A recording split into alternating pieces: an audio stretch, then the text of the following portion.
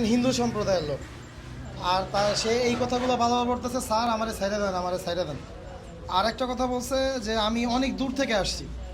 অনেক দূর বলতে হইতে পারে সে ইন্ডিয়ারও হতে পারে, যেহেতু সে হিন্দু সম্প্রদায়ের লোক সে ইন্ডিয়ার বর্ডারও হইতে পারে। আমাদের টার্গেট হলো প্রত্যেকের মেসেজ মানুষের কাছে পৌঁছে দেওয়া।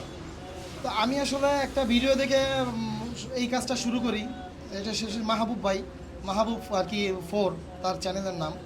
তো সে কি করছে, ওইখানে একজন তার রংপুর থেকে তার ছেলে হারিয়ে গেছে, ঢাকায় এসে খুঁজে পেয়েছে।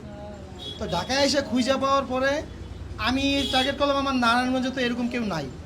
যেহেতু নারায়ণগঞ্জে এরকম কেউ নেই, সেজন্য আমি টার্গেট নিয়েছি নারায়ণগঞ্জে যারা পাগল আছে বা অসুস্থ রাস্তাঘাটে পড়ে থাকে, তো তাদের খোঁজখবর নেওয়া, এমনকি তাদের পরিপাটি করে আপনাদের কাছে পৌঁছে দেওয়া, যাতে আপনারা এই মেসেজটা মানুষের কাছে পৌঁছে দিতে পারেন।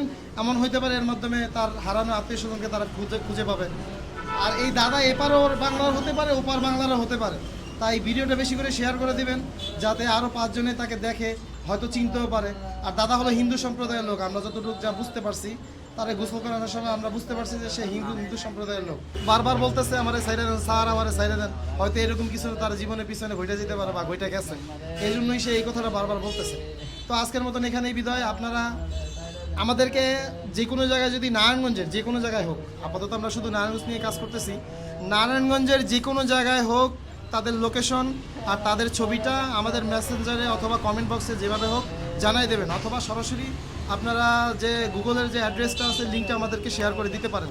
এর মাধ্যমে আমরা তাদের কাছেও যাব, তাদের যদ্দূর যা পারি আমরা পরিষ্কার পরিপাটি করে দিয়ে আসবো। ঠিক আছে ইনশাল্লাহ। আজকের মতন এখানে বিদায়। আল্লাহ হাফেজ।